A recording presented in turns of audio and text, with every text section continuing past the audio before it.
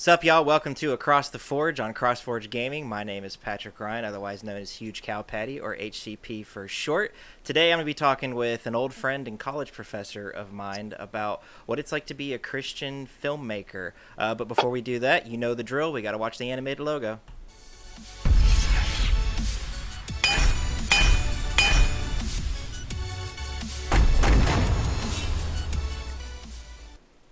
So joining me today is filmmaker Paul Skidmore. Paul, say hi. Hello, everyone. Nice to see you. It's good seeing you. We actually haven't talked very much in a long time. We met at Visible School in Memphis. You were a professor. I was a student. We got to know each other. We did some work. But yeah, I'll let you. Actually, let's start there since it's kind of personal to me. How'd you wind Sure. up being a teacher at Visible School?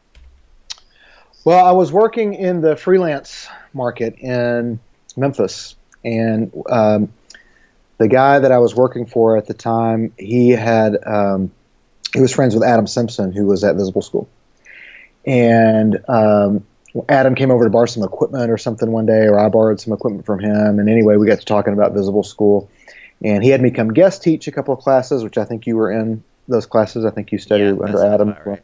hmm And then Adam, some things happened with his family, and he moved on into some other sort of larger things. And so Visible School was looking for somebody to sort of take his place and teach those classes. And so Ken approached me about doing that, I think based on Adam's suggestion after having guest taught those couple classes that I did. So that's how I got initially connected with Visible School. Cool. So before that, you mean obviously you were into filmmaking. You said you were a freelancer. What got you? I guess go back as far as you want. How did you, Paul Skidmore, wind up getting interested in film and wanting to do that as a career? Yeah, well, from watching movies as a kid. Seinfeld has this routine about, Superman, Batman. These are not, cartoons when you're a child. They're career options. And for me, the movies that I watched were very much like that. It was the Ghostbusters, Star Wars, Indiana Jones, even as I got older, Jaws, Die Hard. You could make a big long list of all the films that I grew up on and appreciated and loved. And as a kid, I wanted to be part of those universes where those things were happening. But then as an adult, I thought, I want to tell stories like this. And I want to communicate in this way. And as I grew also in my faith as a teenager and as an adult, I realized that cinema were really it's the modern day parables. And I knew that I didn't really have a deep understanding of it, but I knew there was some sort of correlation between parables and storytelling and sort of ministry and evangelism. And I didn't really know what all the connections were and how deep that would go, or what that all might mean, but I knew that there was something there for me. And so I went to University of Memphis for 2 years as a music ed major. I think probably because one of the people that I respected most in high school was my band teacher, my percussion instructor, Mr. Burton. And he really pushed us. He disciplined us. He taught us to work hard. He helped us express ourselves creatively. He taught me how to write music. And once I got into college, in the back of my mind, what I wanted to do was make movies one day, but also be able to teach other people how to do things. And I thought if I could just get a big round arts education, and then one day when I'm old, I'll start maybe a school with sort of a Christian worldview of how to do all these arts things. And so that was one of the things that really impressed me about Visible School was, hey, this thing I sort of envisioned doing when I retired, might be something that I can do at the beginning of my career because somebody else has already, sort of laid the groundwork for that sort of thing. But so anyway, after 2 years of music ed at University of Memphis, I went to 4 years of film school at North Carolina School of the Arts, School of Filmmaking. Mm-hmm. I didn't really know what I was applying to. I prayed a lot about it beforehand and consulted some mentors and ended up getting into NCSA. Spent 4 years there, learned a lot about how to make films, learned a lot about who I was and my own weaknesses and the things I was afraid of, and but also things that I knew how to do and things that I excelled at. And I've never been a very hard worker. I've always considered myself pretty lazy, trying to get out of work as much as possible. And yet in film school, I tended to work pretty hard. And so I knew that there was something happening there if I was going to work hard at something, if I was going to do a 16-hour day and love it, then there was something there for me. And I have to say I didn't grow a ton spiritually in film school. In fact, if anything, I probably regressed, or at least just did a lot of things and lived in a lot of ways that probably hurt and stunted my growth, things that I'm probably still recovering from even today in some respects. But I learned a lot about people, and I definitely learned how to make a movie. I don't think I would have learned that, how to make a movie, as well at any other school. And I don't know if that's true today, but at the time, NCSA was without a doubt the place that I needed to go. And so after film school, I moved back to Memphis, and I did work on a couple of film projects, and also did some freelance work and worked for some different production companies in Memphis.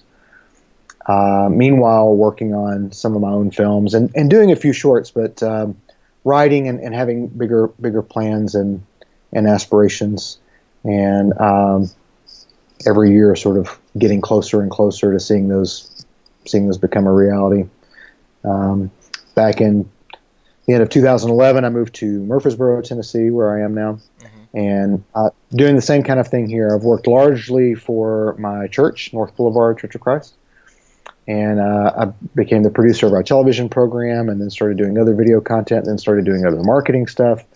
They brought me on full time to help rebrand and redo the website and relogo everything, and do a lot of marketing and video related things. And I'm satisfied with the work that I did there, but it was time for me to get back to filmmaking. So as of October, just a couple months ago, I'm now back full time freelance, if there is such a thing. Yeah. and yeah, so it was much easier to jump into freelance when I was 22 than now I'm 39. It's a little scary Right. to jump back to freelance, but all my life, because of the encouragement and upbringing that I've had from my parents and my brother and other spiritual mentors in my life, I've not followed security, but rather I followed where I thought the Lord wanted me to go, even if I was scared of that.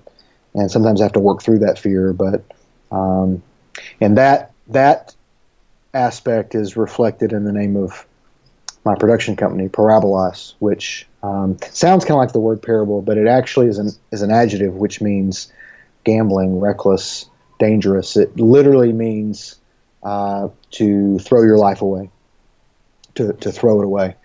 And so when I face these fears in my professional life and professional advancement or my creative endeavors, I always go back to that idea of being dangerous and throwing caution to the wind, throwing everything aside, and going where the Lord wants me to go. And I think this is where He wants me to go. And if not, then He'll, hit me across the head with a spiritual 2x4, and I'll get where I need to be. But I believe the time is coming for some big things, and so that's what I'm trying to get ready for right now.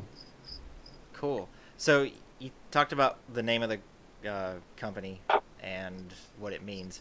Your logo is the Greek symbol for pi. How does that fit into that? If you go to parabolas.com, you'll see parabolas spelled out in English letters, and then under it you'll see it'll be spelled out in Greek, because it is a Greek word, and so pi is the P sound. It's just the first letter. And it's cool looking and makes a nice little icon. So I'm sticking with it for now. All right, cool. So being an independent filmmaker, I'm sure you follow what's going on in the not independent world of film. What do you call it? Hollywood or whatever. And yeah, studio world. Yeah, and I'm sure you're aware that it seems like over the last few weeks or maybe even months, I don't know how long it's been going, that as with Harvey Weinstein and all these other things that are coming out, that Hollywood is kind of a mess right now, and I would imagine especially so for someone who is a Christian wanting to get into that. So, there's a Christian music industry that's kind of healthy, I guess. Um, Other than little films, I say little films, other than films like God's Not Dead and stuff like that, I'm not personally aware of a really big Christian film industry. Is that something that needs to exist, or do Christians need to get out there in the industry as it exists and somehow wade their way through the garbage? What are your thoughts on that, if any of that made any sense to you? Yeah, yeah.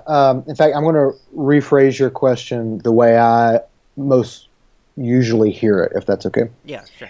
And that is, should there be Christian films, Christian filmmakers sort of separated off, doing their own thing, having sort of their own culture, Mm-hmm.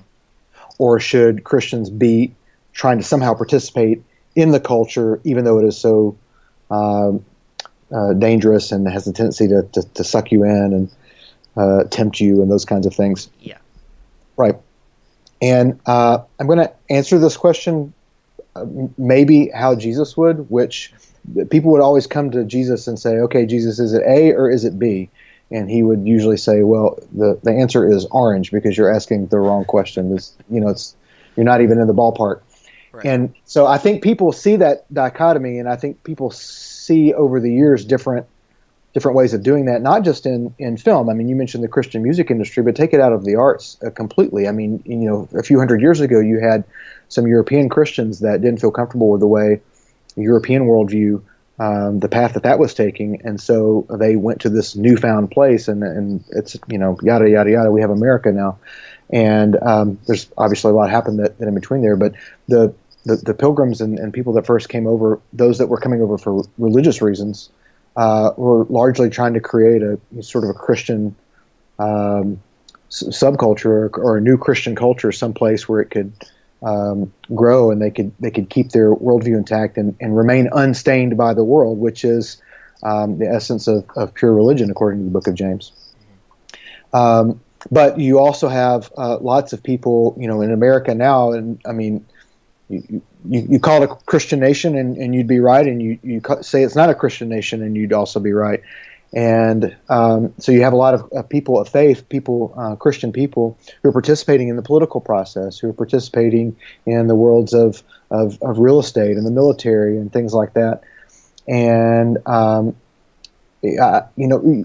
point is, you see in every walk of life Christians doing both of these things. Some who are creating their own culture, and some who are trying to affect the decaying culture from within. And so because we see that, the tendency then is to ask the question, which should we do, or which is better? Should we do that, or should we do this? And so I want to set that question aside just a second to say, if you look at Jesus in the Gospels and all the stories about him, you'll see, imagine sort of these concentric rings around Jesus that are these sort of expanding levels of community, expanding levels of intimacy. So in the middle, you have Jesus, just Jesus and God. Then just outside that, you have Jesus and John, where he had this real close relationship. They were best friends. Or maybe Jesus and Peter, where Peter had a very strict discipling that was taking place. Then outside that, you have the three, Peter, James, and John, who got to experience things that even the rest of the 12 didn't get to experience there at the Transfiguration. They were at the Garden of Gethsemane. They were at certain healings, these kinds of things. Outside of that, you have the ring of the 12. These were the men that lived life with Jesus. He was training them to do something. He sent them on mission. He made them leaders. Some of his miracles he did in their hands. So you think of the feeding of the 5,000. Obviously Jesus brought the power to the table, but as far as we can tell from Scripture, he didn't even touch the food other than to break the bread and pray for it or whatever. But it was the disciples that distributed among everybody. He had the disciples participate in that. Go outside that, the ring of the 12, and you have the ring of the 70 or the 72. Luke 9 has Jesus sending the 12 out on mission, and then in Luke 10, 72 go out on mission, and 72 is divisible by 12. Scripture isn't really explicit about it, but it sure seems that in Luke 9, Jesus is training the 12 to be leaders of some other people, and those 72 go out now learning to do what the 12 were doing, Okay. And so you have, Mary, Martha, Lazarus, these kind of characters that we see in the story would sort of be in that ring of these disciples that are they're close to Jesus, following him around, maybe visiting him when he comes into their town, that sort of thing. Outside of that, you might have the ring you might call the believers. These are people, Jews of the time that believe in God, but are curious about this Jesus Messiah person. Outside of that, then you might have the what you might call maybe the skeptics or people that have maybe some errant theology, like the Samaritans, or maybe even the Pharisees you might throw into that category. And then outside of that, then you would have the world. You would have the Romans, the Gentiles, and these sorts of things. So if you can imagine all those varying levels of intimacy, and then you take all the stories of the Gospels and you start putting them sort of in those buckets, what you will find is that a pattern starts to emerge. And that he talks to Peter the same way almost every time. Yeah. And he talks to the masses almost the same way every time. He tells parables. He's got the Sermon on the Mount, how to live, how to treat each other. And he doesn't really use, so compare Sermon on the Mount, Matthew 5 through 7, with John chapters 13 through 17. Sermon on the Mount, Jesus is given sort of rules for living and a better understanding of day-to-day life. In John 13 through 17, Jesus is giving very explicit teaching about who he is and about the Holy Spirit and really deep theological things to his disciples, people that have been with him for a period of time. Two very different sermons, two very different teachings, two very different encounters with this Jesus of Nazareth. So to take it back to your original question, all of us as, if we're talking about people of faith, such as myself, we find ourselves in the middle of all these concentric circles here, all these rings. And the way I'm going to interact with, the way I'm going to think about and work on my work for the church that I've done is very different than the way I'm going to think about the work that I want to do in mainstream cinema. We had a screening not too long ago of War Room, and a week later, Stephen Kendrick came out and did a Q&A at our church, which was it was a big treat for our church because he doesn't really do those anymore. Right. And but he, after praying about it, decided to come to North Boulevard, and everybody at the church loved the film. Everybody at the church loved Stephen Kendrick's being there. He talked a lot about prayer when he came and talked about filmmaking. I found him to be a very likable and humble, faithful person who rooted everything in prayer, who was brought up to root everything in prayer, who exemplified that, who encouraged other people to do that. And so while I may not, watch the movies on repeat, I may not, be a big fan of the films as films per se, even after watching the film, even after not caring for it as a film, I found myself convicted about my own prayer life. Mm-hmm. And even though I might have disagreed with, some of the theological things that he said at the Q&A, or some of the positions that he took, or some of the things that I wish that he talked about longer or instead of or whatever, I still found myself very convicted about how I approach things as a filmmaker and that sort of thing. So the bottom line here is, my church needs his films. They want those films. They want to put their kids down in front of films that, not just movies that don't have cussing or sex, but they want films that have a Christian worldview. It's not just about clean movies or family friendly. They want films that have a Christian worldview that are going to teach principles to live by.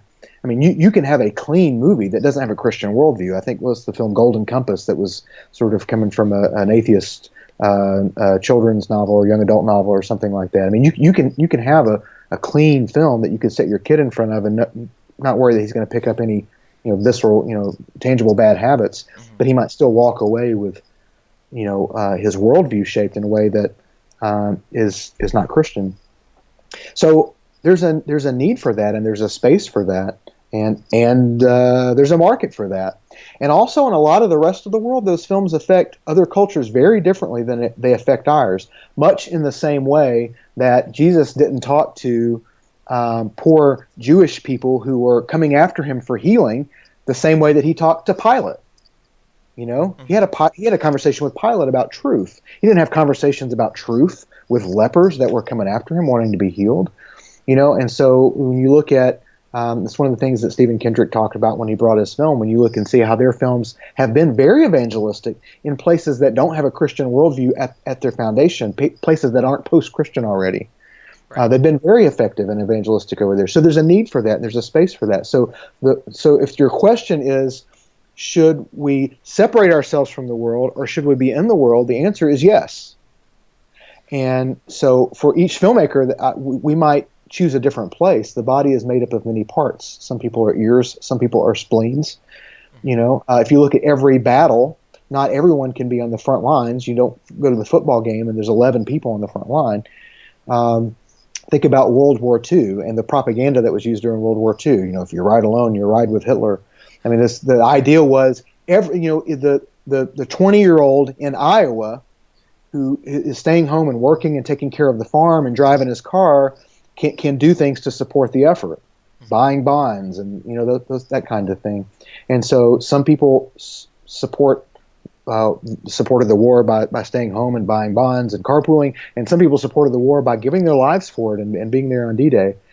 And America wouldn't exist without either of those, really. The war effort wouldn't have continued if people didn't buy bonds, and people wouldn't have been here to buy bonds if we'd been invaded and taken over by Germany. So the same thing is true with the spiritual war. You're going to have some people that are going to be out on the front lines, and they're going to be hopefully doing one type of film and telling one kind of story.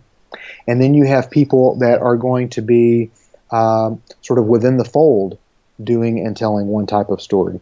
Another example that I give for this is the Apostle Paul. All the writings that we have of his in Scripture are to Christians.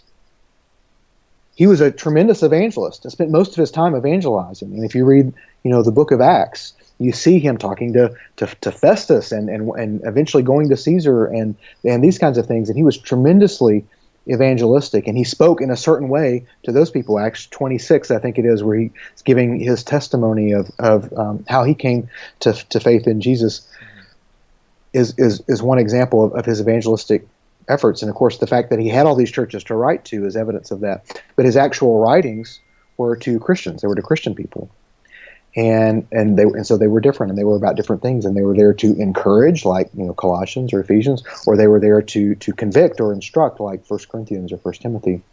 And so even Paul had, he acted differently in these different spaces. And so I think filmmakers just need to figure out where their voice is going to serve best.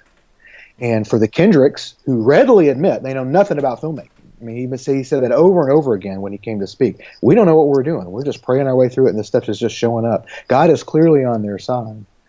And they have found a space where they can really be encouraging to people that really want those kinds of films.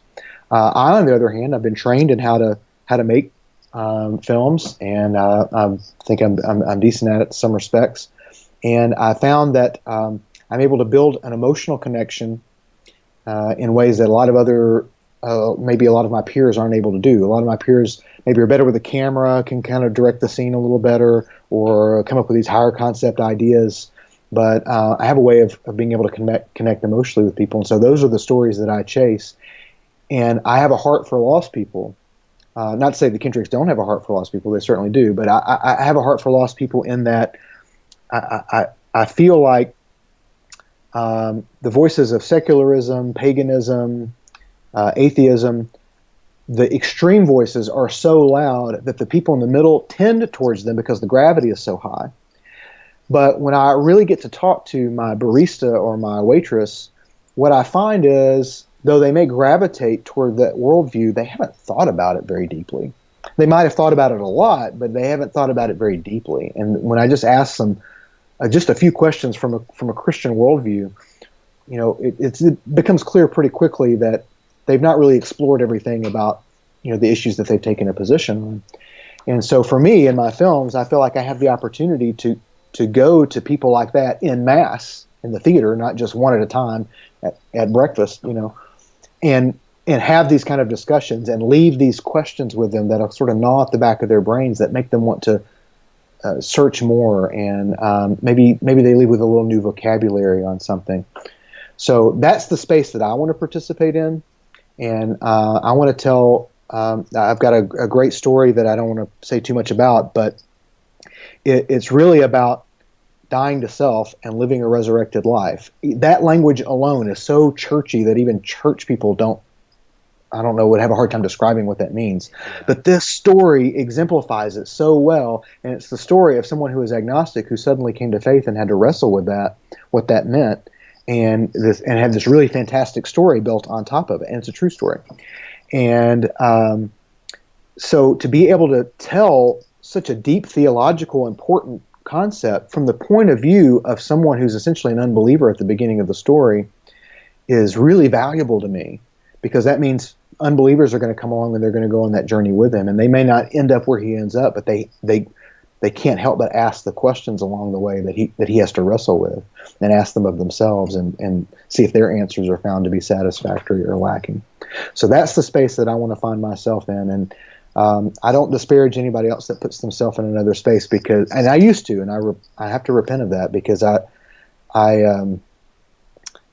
just because I didn't like something, that doesn't mean it's not necessary to the world. I found that there's a lot of people that really want it and desperately need it, and from a business standpoint, there's a big market for it. So, good for them for doing that. I'm going to go in another direction, and we'll see where that takes us. I'm actually really glad you went on that. I just recently watched the movie The Case for Christ. Yeah. And I was really enjoying it way more than I thought that I would, because I will admit I go into most Christian movies thinking it's just never going to live up to whatever expectation that I have on it, and that movie was really good. It was telling the story, because I've read the book also, and I really enjoyed the movie. And then there's a scene where he's talking to this guy that I guess is like his atheist mentor or something, and he's at the point where he's now really struggling with whether or not Jesus is real and the Bible is real and stuff, and he's talking about his wife, and I don't want to give the whole movie away for everybody, but he's sipping out of a coffee mug, and he says, "I just don't know what the heck to do," and I immediately was pulled out of the movie, because I was like, that guy would have said, "I don't know what the hell to do."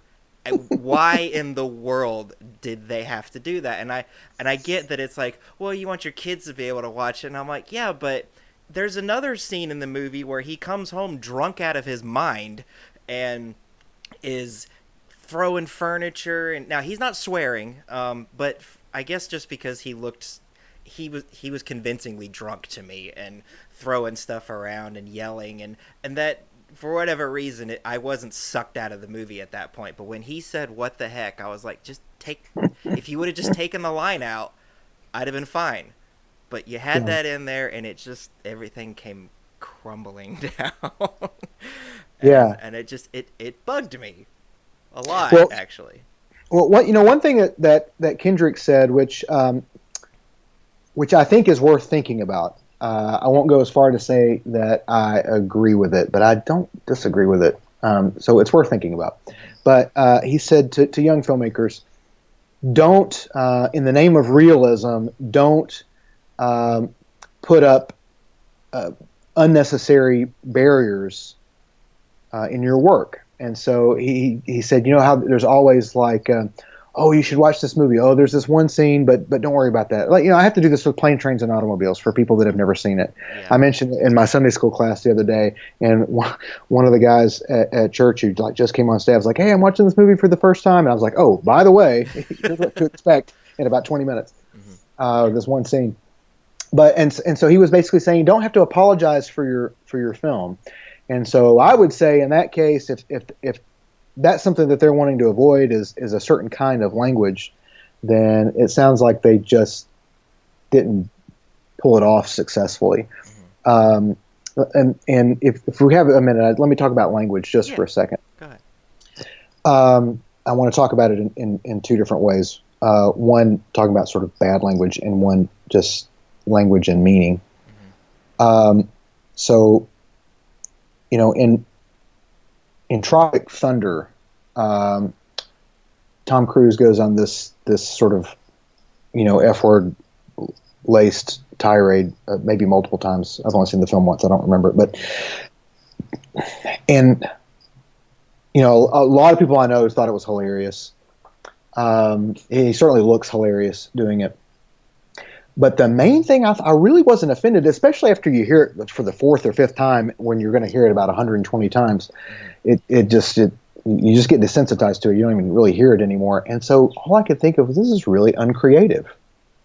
Like it's not funny just because you say the F word. I mean, that just maybe you get one cheap laugh out of it the first time or two, but it's like, it's just became uncreative and unoriginal at some point. Mm-hmm. Whereas, a film like State and Maine has just these biting insults in different places. Few of which contain, any real strong vulgarities, but they're so rich in their visual imagery. They're just awful, and they're just very creative. And so I think, in the same way, Christian films or Christians making films that want to avoid using a certain kind of language can be creative about avoiding it, and swapping it out for heck is not, a creative way of avoiding that. Right. But like you say, if he hadn't said heck, if he just said, what is he thinking, you never would have thought about it. You wouldn't have been taken out of the moment. Exactly. It was just a poor execution. But I want to continue this conversation about language to the second part, which is about meaning. So, coming out of bad language, to me, it bothers me that my Christian friends, some of them, are more bothered by hearing the F word than they are seeing people disparaged for humor, like in a glorified way. You know what I mean? Like it seems like they should at least both be wrong. But to me, it seems like the more wrong thing is to elevate characters who disparage and belittle and insult people. And I'm guilty of enjoying this myself. I love watching House. Here's somebody who disparages and belittles people. I love watching Seinfeld. There's people that belittle and disparage and satire, parodize things. Mm-hmm. And those have had a strong influence on our culture, because when they're the main character, they're the hero, whether you intend for them to be or not. And I think programs like that have unintentionally really shifted our culture into a very apathetic, satiristic, disparaging culture. And I think that's unfortunate. And so that gets to the meaning of language. And it pertains in one particular way to the discussion we're having, which is when you talk about Christian films or Christian filmmakers. Normally when you say Christian films or Christian filmmakers, you're talking about the Kendrick brothers, you're talking about God's Not Dead, you're talking about Dallas Jenkins, some of these people that sort of very easy to stick in that box. Right. But Mel Gibson's a Christian filmmaker. He made arguably the most Christian film of all time, literally about Christ, that is at the top of the box office grosses. I mean, you don't get more Hollywood than spending $30 million on something and getting close to $700 million back. I mean, he was an A-list star for a long time, and then sort of fell out of grace because of his very unchristian-like behavior. But you have other Christians, again, in that dichotomy of in the world or separate from the world. You have other Christians, participating in sort of the secular, what we would call, if we were going to have a Christian film world, in the secular film world, in the Hollywood film world. I don't think Tom Shadyac is a sort of Orthodox Christian believer anymore. But at the time that he made Bruce Almighty and Evan Almighty, he was, and it's clear in the films. Yeah. Again, Steve Carell, Jim Carrey, hard to get bigger stars than those in your comedy, particularly at the time that they were made. And so, are those Christian films or are they Hollywood films? You see that in that context, what a nonsense question that is. Right. And there's other examples you could go on. So I think that we have to start adapting our language in a way that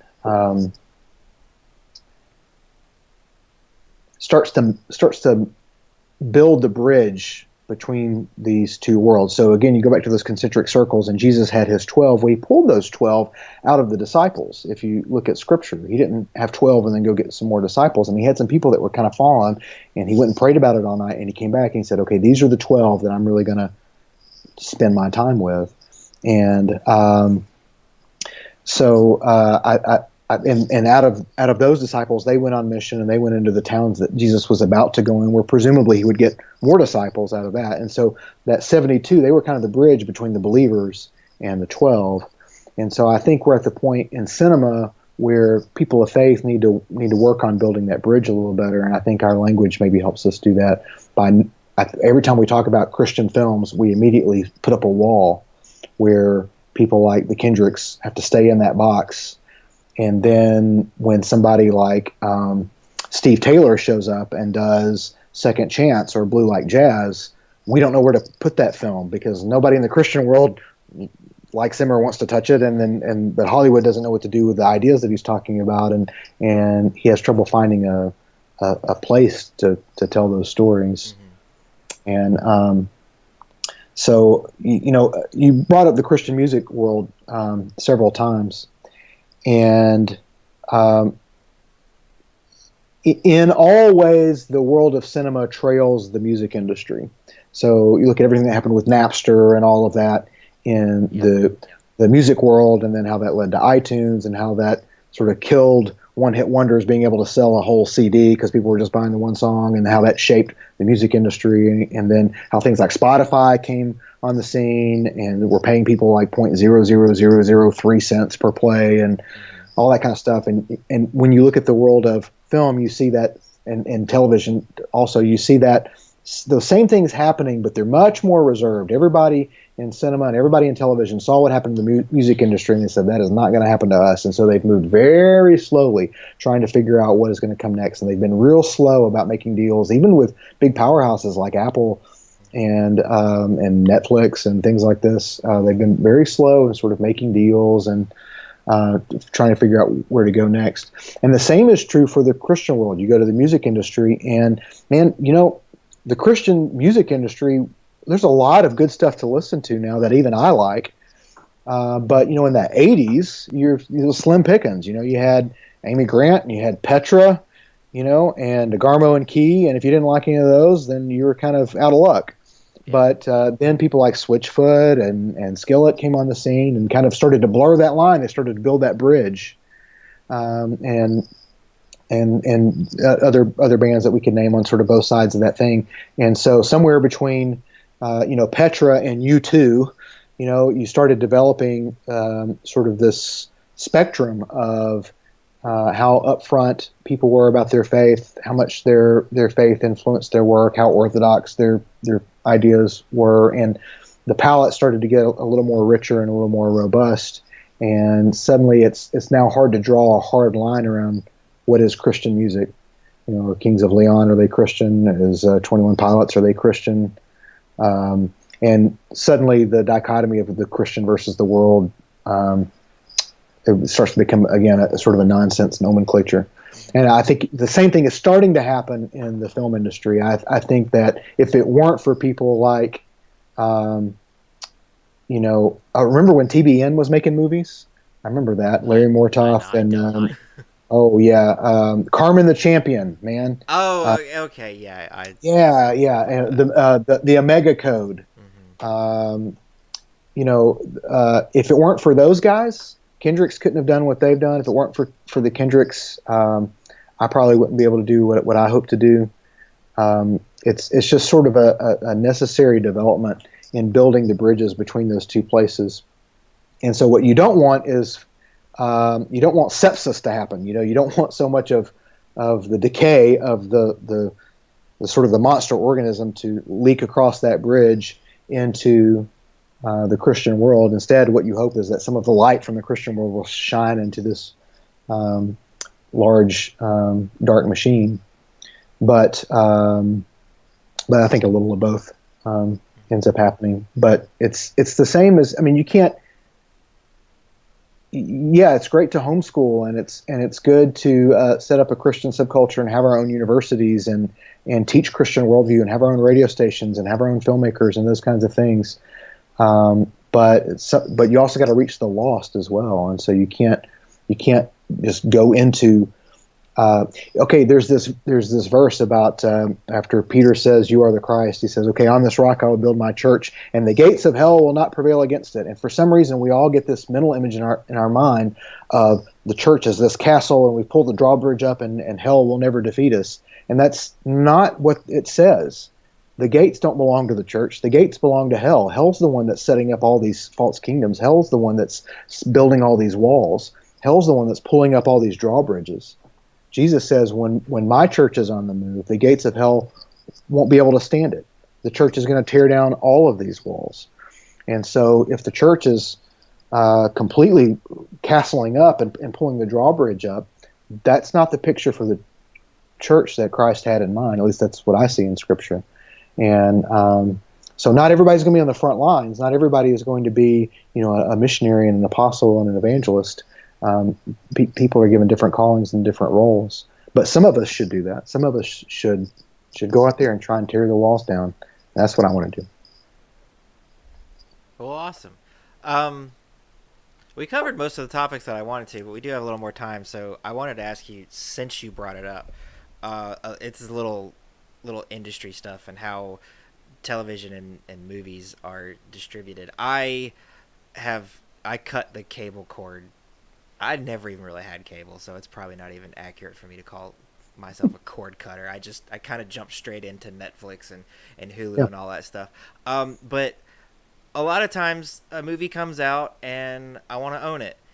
And one thing that kind of drives me crazy, unlike with music, I can go buy a song off of iTunes or Amazon or Google, and it's an MP3, and I can then shove that MP3 on whatever I want, wherever I want, as many times as I want, and no one's telling me that I can't. But when it comes time to buy a movie, it's like, well, I can buy the movie from Amazon and then only ever be able to watch it on devices I have that are compatible with Amazon service. Same thing with Apple, same thing with Google. So, I have an Xbox One, and occasionally I get you can buy a movie on the Xbox. Why would I ever buy a movie on this thing? I will never be able to watch it on anything but this Xbox. That's stupid. Right. So I wind up going and buying a Blu-ray because my Xbox has a Blu-ray drive in it. My PC has a Blu-ray. No, I can't play it everywhere I go, but it is the thing that I have the most of, so that's what I go with. Are we ever going to see film and TV kind of just go, you know what, fine, play it on no DRM, play this thing wherever the heck you want to? Or are we stuck here? Yeah, that's a good question. What you are seeing is what I was referring to a minute ago, where the world of film and television has really taken it slow. Mm-hmm. You couldn't always get your music DRM free. If you bought it on iTunes, you could only listen to it in iTunes. That's true. Or with some Apple device. That's not the case anymore. But I noticed the other day, I had taken some slow motion footage in my backyard of the leaves falling. It was really pretty. And there's this Autumn Leaves was my grandmother's favorite song, and now is one of my favorite songs. And there's this Eva Cassidy version. It's really beautiful. And so I had just gotten Apple Music, and so I had access to it. I could listen to it anytime I wanted with Apple Music. And so I went to pull it into iMovie, and it told me, nope, you can't do that. It's DRM protected. So I went and paid 99 cents for it, and then I could do whatever I wanted to with it. Right. And I was able to bring it into iMovie on my phone and cut the thing. So so there's all these different licenses between purchase and streaming, and how all the money's figured, and all those kinds of things. And you see some people taking it slowly. You see independents just giving their movie away in different ways, or selling DRM-free copies. But then you also see CBS. I mean, CBS is literally flying through the air in my house right now. But if I want to watch it on my Apple TV, I have to pay for some kind of CBS subscription. Yep, I remember that. To be able to watch it. So guess what? I don't watch anything on CBS. But CBS has decided to really stay on the back end of this movement, and which is their prerogative, and they have lots of very successful shows, and they don't seem to be hurting from it yet. So, so will that ever change? I don't know, but it does remind me of a concept that I learned in a book that your viewers would probably be very interested in checking out. It's a book by Kevin Kelly. It's called The Inevitable. And it's about the 12 forces that are going to inevitably shape, our next 30 years or so. And his goal in the book is not to predict, which device is going to be the next big device, or which company is going to really come out on top. He says that there's so many factors, and no one can ever really predict that with any sort of success. But because he's been studying these things a lot and been studying the trajectory and the movement of these things, he's very confident that these 12 forces, which he describes in general, will remain very important to us. And one of the principles that he talks about in the book is that access is more important than ownership. Because even these Blu-rays that you own, you can't rip them. Or, if you do, you got to get some illegal thing to rip them with. And then even then, what are you going to do? You're going to carry an external hard drive around with gigs and gigs of these movies and pull out your laptop every time you want to watch them? Or are you going to try and cram them all onto your iPad or what? Or are you going to get on Netflix and just click play and it starts right away? And so obviously there's a lot of details there. Netflix doesn't have everything, and things that are out of print and this kind of stuff. But his point is clear, and it's why things like Spotify take off, even though they're so bad for the music industry, because they're so great for the consumer, because the consumer wants access. I finally broke down and got Apple Music, even though I don't really want to pay another monthly subscription to something. Look at Adobe. Adobe is a subscription model now. Yeah, why? I have Because because access is better than ownership. Because if I own CS6, when CS7 comes out in a year, I either got to fork over another, $800 or $900, or just keep what I have, not get any updates. But with access, I get updates, every couple of weeks. Every time there's an update, I get it. Yep. It goes on and continues, and overall, I've probably spent less maybe on subscription than I have on, buying the entire Creative Suite every year and a half or 2 years. So there's a lot of reasons why, that's true. And people don't think that way yet. People think kind of like what you're saying. No, I want to have it. I want to own it. But the world and technology and our understanding of the legality and copyright law and licensing and also the security, like the copy protection and encryption and these kinds of things. Our understanding of these things are changing so rapidly that you don't recognize the world now that you did even a couple of years ago. Take, for instance, things like Stranger Things, 13 Reasons Why, which I hesitate to even mention the name of the series because there's really some difficult stuff going on. And I've heard about that one. The worldview in that series. But it was based on a book. So take 13 Reasons Why. It was based on a book where this girl who takes her own life leaves behind 13 tapes, one for each person that has somehow contributed to her making this decision. Well, sort of inherent in that story is that after those 13 episodes, like that's it. That story's over. Yeah. Like she can't leave some more tapes. Like she's gone, right? Mm-hmm. So now. Because the show was successful and because people want to make money, they figured out a way to do a second season, and they've already made a deal for a second season. But I was thinking they could have ended this at one season. People would have been okay with that. Yep. Before making a 13-hour movie and relegating it to a single season of television was, who would have done that? I mean, releasing it straight to Netflix would have been well, I don't know what to do with this, so just stick it over there. Now it's a viable strategy. It's a viable entrance strategy. It's not just a way to try and make your money back on some losing proposition. That's how they stepped out with that. And so having access is not only better for the consumer, but it's actually changing the industry. Two of the first films that I really wanted to make, I pretty much convinced myself those are going to be series now, because it works out better for everybody for them to do that. And I couldn't have made that decision 2-3 years ago. But because people care more about access now than they do ownership, nobody wants to lug around 40 gig of a 20-hour movie. But if they have access to 180 episodes of Newhart, they'll watch that all day long. No one will go to a theater and watch a 9-hour movie. But I sat here the other day and watched every episode of Mindhunter on Netflix, like one after the other, because it was Saturday and I had nothing else to do. And before I knew it, the whole series was over. Yeah. So the technology is changing even our viewing habits and what a consumer wants. And access is more important than ownership is an overriding principle it's just going to continue down that road.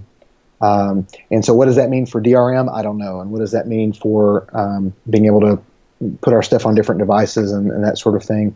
I don't know. But what I do see is things that were previously ultra sandboxed, like Dropbox and iCloud and even iOS, just their APIs and stuff in the operating system and the file system that's in there. You see a lot of that stuff beginning to open up now as we have a better understanding of the security needed to do that safely and how to do things at volume, at scale, as things like Netflix and Spotify hit the scene. So I think we'll see changes. I'm not smart enough to predict what those changes would be, but man, I grew up with a phone on the wall. Yeah. And now I have one on my wrist. My dad always talks about reading Dick Tracy comics and having that two-way wrist radio. And so for them to get this for me for Christmas this year, that's like a sort of a fantasy come true for Dad. He was like, "Oh, that would never exist," because the radios in his time were the size of a chest of drawers, Right. And but here it is in my dad's lifetime. He's gone from something that was completely ridiculous fantasy to I have one. I know 16-year-old girls that work down at the restaurant down the street that have had one for a year and a half.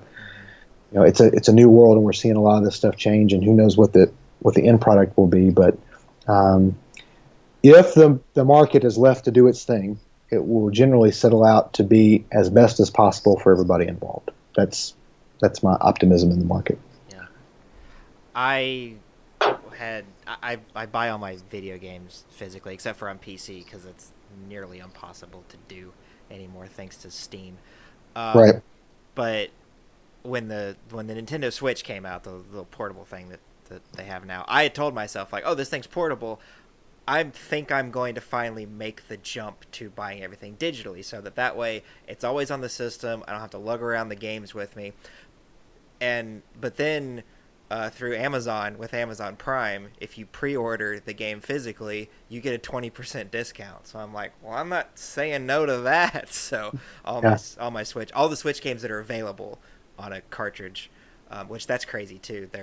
We've gone back to cartridges for video games. So all my Switch games. But my son, who I bought him a 2DS, and I've bought all of his games digitally, mostly because I'm afraid that he will lose them. Yeah. Don't. So what you're seeing is an industry that comes, in the same way that film comes behind music, video games come behind film. Right. And so you're seeing, I honestly didn't think Blu-ray would be as popular as it is. And still there's people that just buy DVDs or whatever. And some people like me have just skipped right over into download, digital download. If I buy something, I buy it on iTunes. I have a Blu-ray player, but I don't even really know why I bought it now. It was cheap. It was an open box buy. It was the only reason. Now I've used it a time or two, but I kind of thought that would be like Laserdisc, like people would kind of use it for a while, and then direct download would take off. And for some of the reasons you mentioned, it hasn't quite yet. And I think you're seeing the same thing there in the video world. Yeah, they're sticking with cartridges. I mean, what is a Blu-ray but a CD, but a Laserdisc, but a flat optical version of a VHS? I mean, it's the old ideas of these technologies had some good ideas, and so we stick with those for as long as we can until the new thing takes place. I think that's one thing that Apple has done well, not just under Steve, but also under Tim Cook. I mean, Tim became CEO because he was basically the supply guy under Steve, and the main reason I think that Apple really succeeded is because they figured out how to do stuff at scale. They figured out how to do stuff at volume. And it was the volume of smartphones that made H.264 come to DSLRs, which made independent filmmaking accessible for more people. I mean, that's a huge disruption to an industry. And they continue to do that with AR. This 10, I haven't even explored the AR capabilities and stuff yet. And of course, they're very rudimentary at this point. But, again, like we were talking before the show, taking the mouse, the 5-button $1,500 mouse, and putting one button on it, making it $15. The figure out how to do it for the consumer at scale was really disruptive, to the industry. And when people figure out how to do, not just Apple's figured out the technology for doing movies at scale. Nintendo has figured out the technology for doing, digital video games at scale. But there's all these licensing and copyright and royalties. I mean, you got to follow the money on all this stuff too. That complicates it as well. That hasn't been figured out how to do it at scale, and so we need somebody who's done what Apple has done with technology to come in and figure out how to do it with sort of the licensing and the rights and that sort of thing. I think that's probably why Apple bought Beats. I think they wanted the technology, but the other guy with Beats, I forget his name now, but he was instrumental in helping them secure all of the huge deals with the music industry.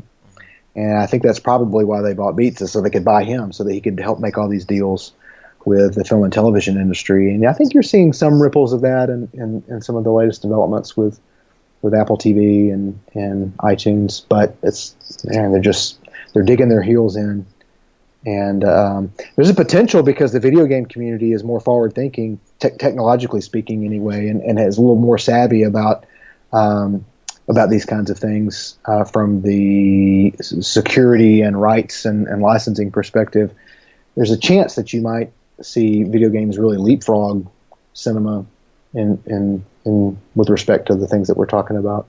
But, remains to be seen.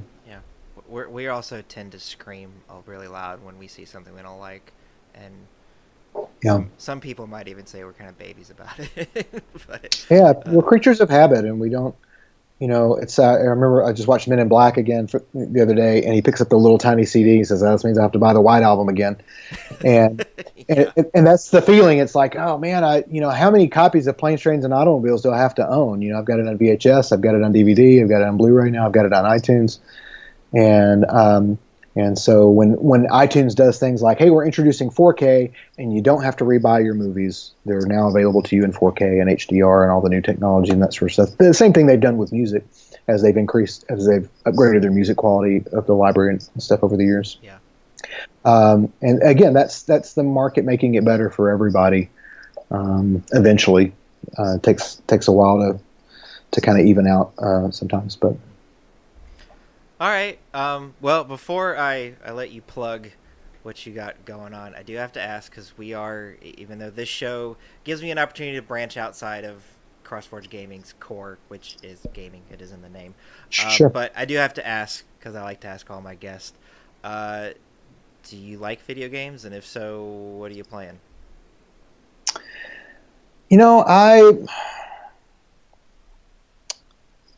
I think the only reason I didn't get into video games I was born in 1978. So the games that were popular when I was a small child were Pac-Man, Q*bert, the classic, Yeah. Donkey Kong, the classic games, and they're really low on story. Mm-hmm. What's the story of Pac-Man? I don't know that uh, there is one. yeah. So so they're games, but they're really low on story, and that's what I really became fascinated with as a kid.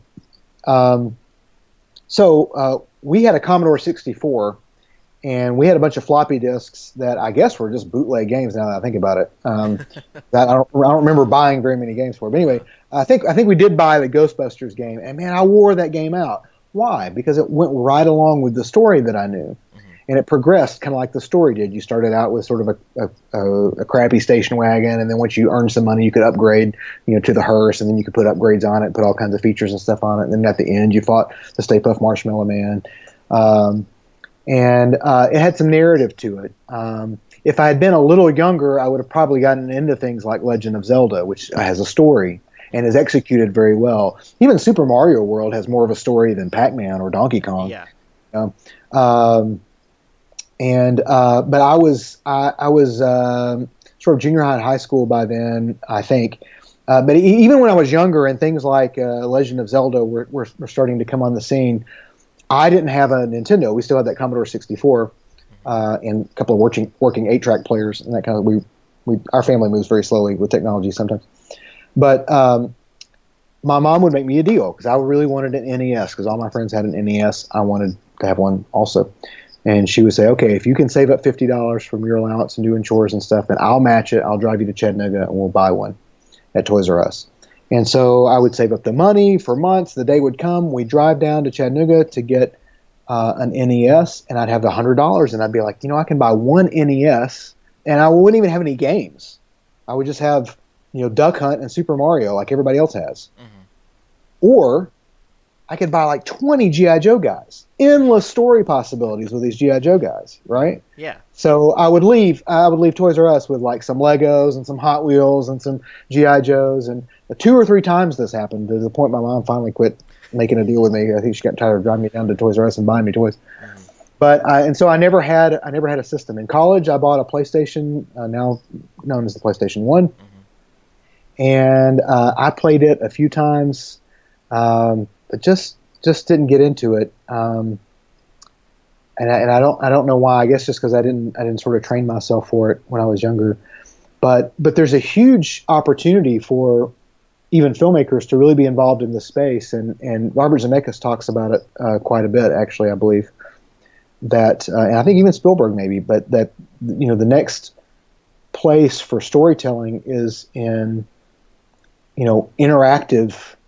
essentially interactive storytelling, and the technology has become so incredible with video games lately that you still have sort of mindless things where these first-person shooters and you're on teams and it's sort of these, multiplayer online kind of things. But the opportunity to do some really deep storytelling that changes and adapts with you as you go, and I think that kind of stuff is just beginning, and we could see some really remarkable things come out of that. I think another part of it is I like the mass communication of movies because they're not interactive. It's the same for everybody. Mm-hmm. And so when you sit in a cinema, everybody laughs at the same thing. I like Hitchcock's films, but I went and saw North by Northwest at a cinema in outside El Segundo, California, in Los Angeles area. And it was in a nice art house theater with a bunch of other people who respected film and loved Hitchcock.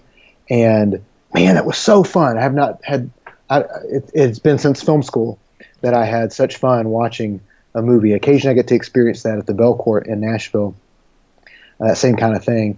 But even, watching shows on Netflix, you get to talk about Stranger Things or something with somebody, and you talk about the characters and the plot points and that kind of stuff. And you can't have the same kinds of conversations about video games. I've got 2 friends that are real into playing games, and they get online and play with each other and against each other, and they talk about it when we sit down to have dinner every week. And I just kind of sit there and watch them talk because I have no idea what they're talking about. Right.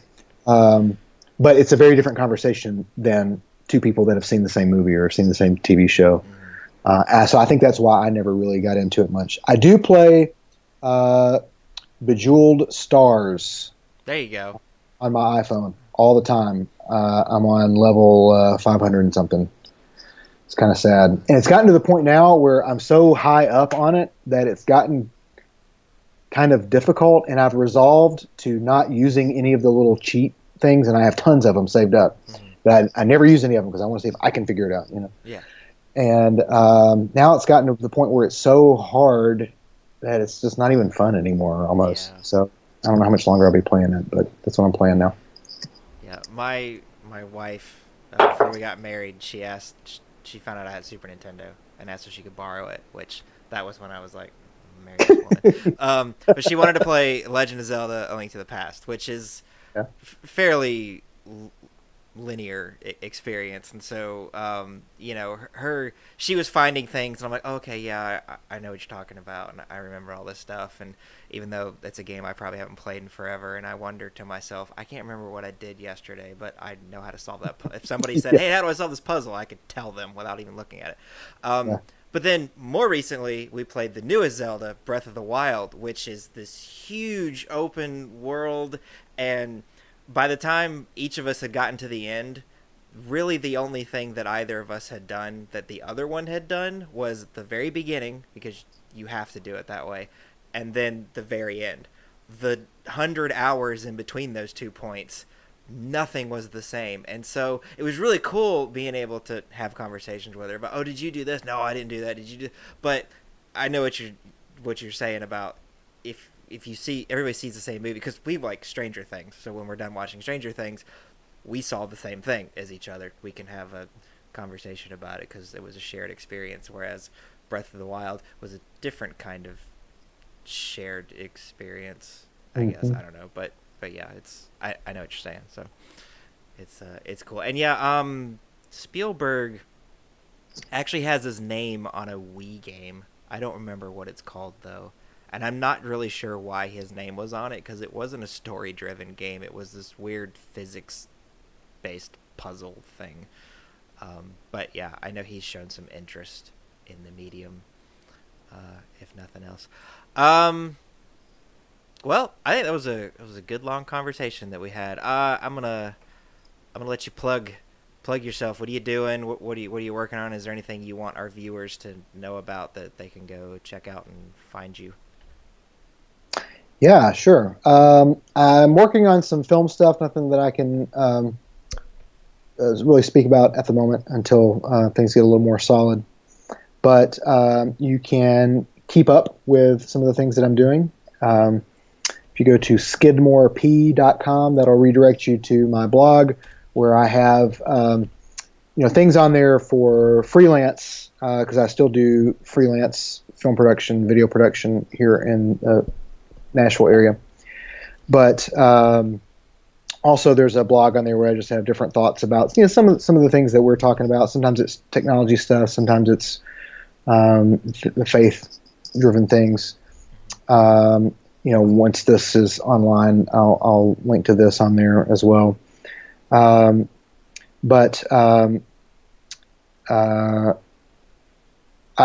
really love North Boulevard Church of Christ, and they've done a lot with media. And Jonathan Young is he came in as an intern and then became sort of a part-time, then full-time employee, and now he is basically in charge of a lot of things that I was doing when I left just a couple months ago.